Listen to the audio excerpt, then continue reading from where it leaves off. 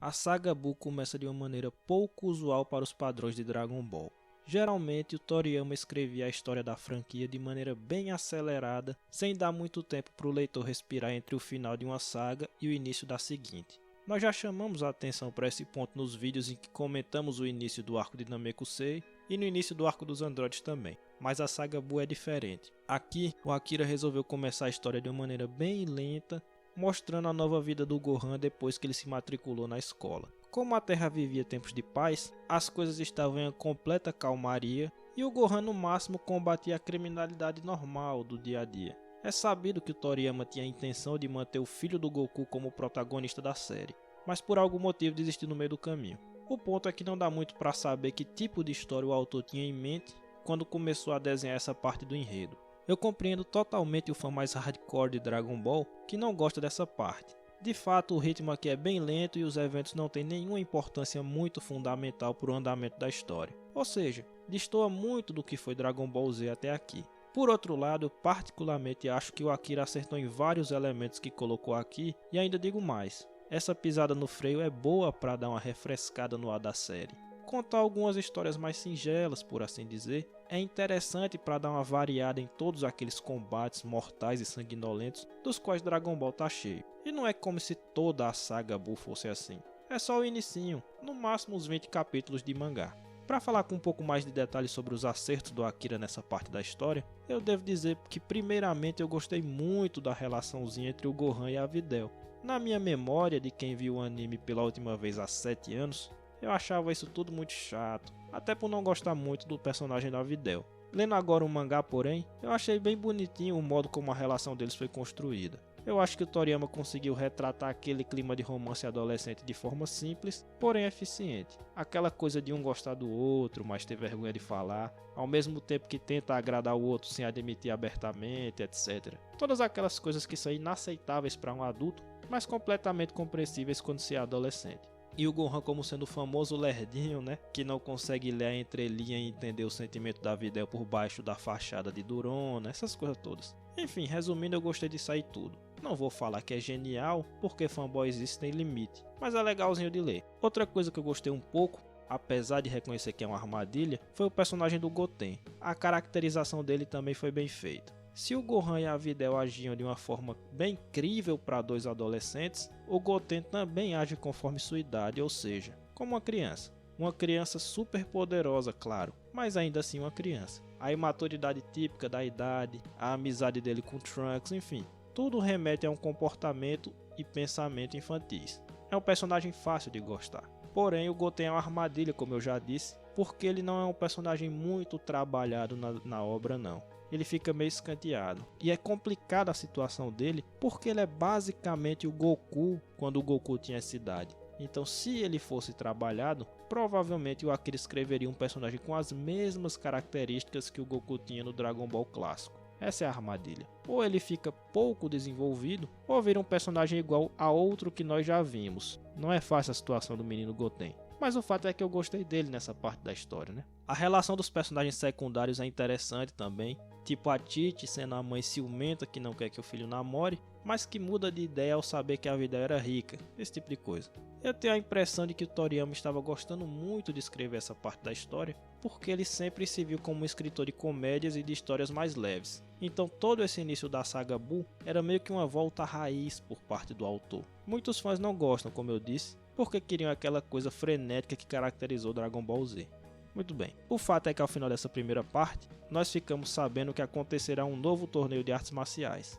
É a desculpa perfeita para juntar todos os guerreiros Z de novo, agora em um torneio de clima amistoso, só para brincar. Até o Goku ainda morto vai participar, o que deixa o Vegeta interessado, obcecado que sempre foi em superar o rival.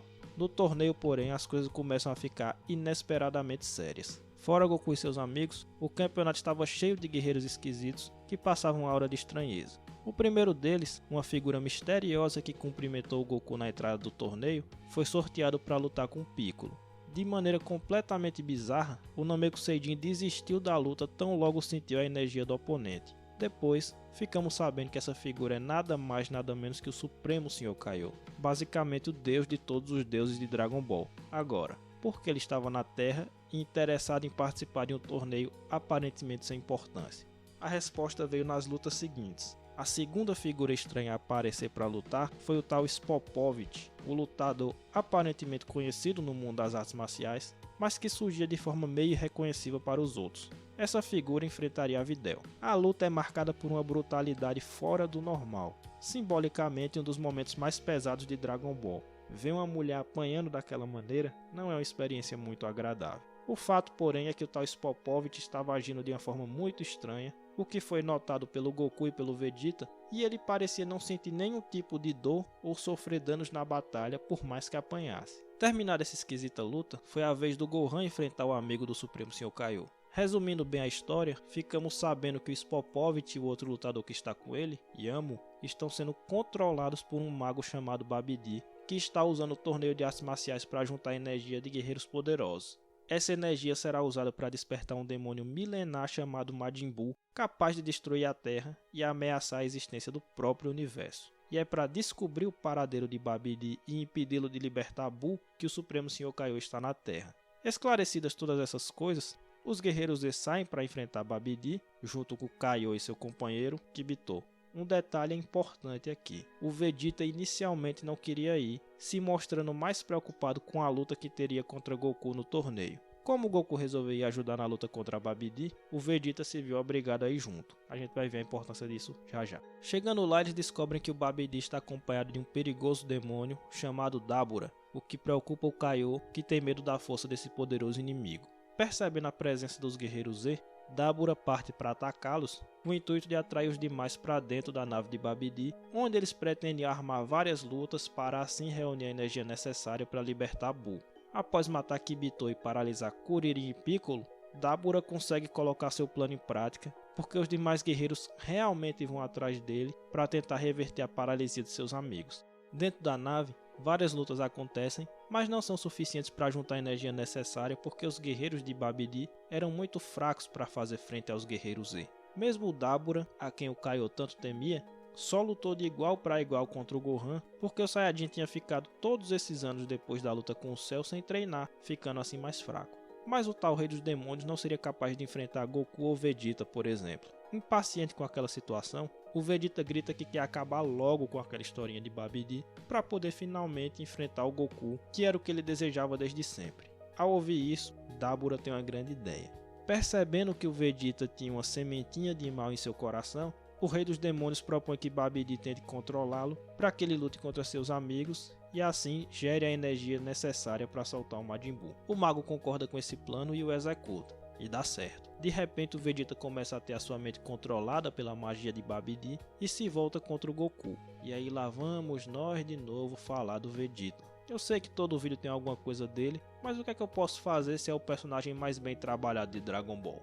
Nós ficamos sabendo que ele se deixou controlar pelo Babidi de propósito, como uma desculpa para enfrentar o Goku e também porque a magia do feiticeiro aumentava a força daqueles que eram controlados. O Vegeta viu isso como uma oportunidade de igualar forças com seu rival, que ainda estava mais forte, apesar de todo o treino duro que ele vinha fazendo nesses anos. Veja bem, essa parte da história é muito interessante, porque aqui o Vegeta regride em sua evolução. Nós já mencionamos em vários vídeos anteriores dessa série que o Vegeta passa por um arco positivo de personagem, ou seja, ele começa muito mal, muito psicopata, sem se importar com os outros e vai evoluindo aos poucos. Permitir que o Babidi controle sua mente apenas para ficar mais poderoso e enfrentar o Goku uma vez mais, quebra a linearidade dessa evolução e é, na verdade, mais uma vitória do orgulho do príncipe dos Saiyajins contra sua moralidade, ou seja, ele recaiu no mal, voltou a cometer um ato perverso. Isso adiciona complexidade ao personagem, que nós já estávamos dando por certo que fazia parte do time dos bonzinhos e já tinha virado um herói.